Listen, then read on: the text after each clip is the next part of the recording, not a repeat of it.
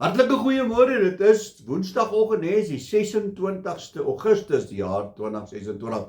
Maar wat se dag is hierdie? Dis petroldag, maak seker jy kry jou petrol. Ek sê dit elke week, sluit aan by 'n biduur, by 'n selmeeting. Jy kan nie op die rusbank lê en dink jy word gevoed nie. Nee, ons moet by mekaar kom. God se woord sê, moenie die onderlinge byeenkomste nalat nie. Halleluja. En vandag gaan ons 'n bietjie gesels oor wat is belangriker, rykdom of eerbaarheid.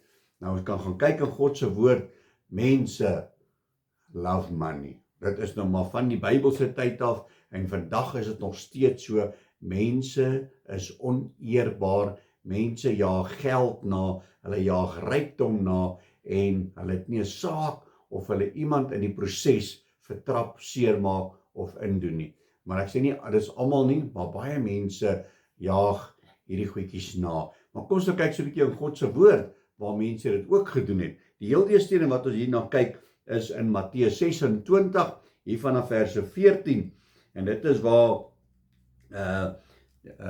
Judas Jesus verraai het, nie? Hy sê so, toe gaan een van die 12 met die naam van Judas Iskariot na die owerpriesters te sê, wat wil u my gee, en ek sal hom aan u oorlewer, en hulle het vir hom 30 silwerstukke afgeweeg, en van toe af het hy 'n goeie geleentheid gesoek om hom oor te lewer. Nou is geldgierigheid wat hier inkom, en dan dink ou so kopie reg nie, want jy sien net daai paar rand ekstra, en jy wil iemand indoen. Dink dit so 'n bietjie, sien ons dit nie vandag ook hier by ons, waar ons bly nie, in ons wêreld, in ons tyd waar ons bly nie.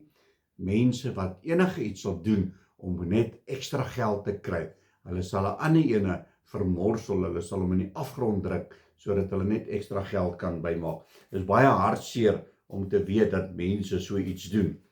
Die volgende gedeelte wat ek deel, is daar in Handelinge, eers gou soontoe gaan, Handelinge 5, hier by verse 1, en dit is ook hier waar 'n man en 'n vrou saamgestem het, om hulle huis te verkoop, né?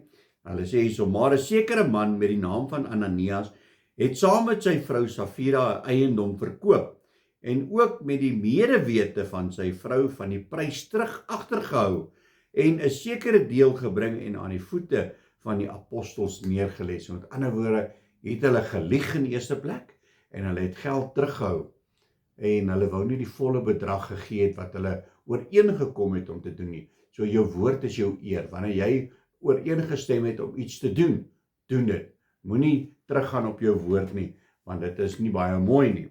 En dan die laaste gedeelte is Matteus 28, en ons gaan lees hierso vanaf verse 12.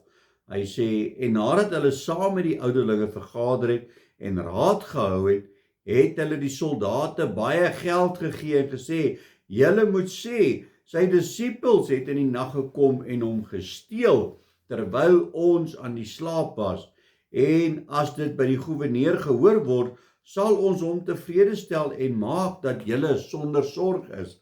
Hulle het toe die geld geneem en gedoen soos hulle geleer was, en hierdie verhaal is versprei onder Jode tot vandag toe. In die eerste plek het hulle nie net geld gevat nie, hulle het gelieg ook.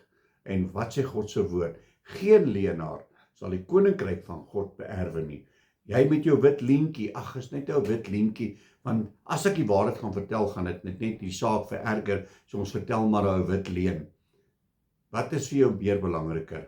Rykdom en jou naam te beskerm en roem, of eerbaarheid, om eerlik te wees voor God, want ek en jy gaan antwoord gee. Die woord sê vir ons gaan antwoord gee op elke woord wat uit ons mond uitgaan. Ons gedagtes, want ons kan nie iets dink en dink niemand weet nie. God weet. Hy weet wat ek en jy dink. So wees versigtig hoe jy hierdie saak hanteer. En moenie laat geld jou uit jou ewige lewe saam met Jesus Christus gaan uitneem nie. Want geld is net tydelik. God is 'n ewigheid. Amen. Kom ons bid saam. Halleluja, Abba Vader, Here, baie dankie vir u woord, Here. Ja, Here, leer ons, Here, om eerbaar te wees, as wat ons rykdom wil najaag, en om nou op hierdie aarde in weelde te wil lewe, en ons maak mense seer, ons maak eintlik mense dood, sodat ons vandag net beter kan afwees. Here, help ons, vergewe ons as ons dit gedoen het, en leer ons om die regte ding te doen in Jesus naam. Amen en amen. My liewe boetie en sussie in Christus, gaan uit vandag, gaan maak reg dit wat jy dalk berou het of goed het, en jy weet jy kan dit regstel. Gaan maak dit reg, en julle moet 'n geseënde dag hê, en onthou, gaan kry jou petrol. God bless.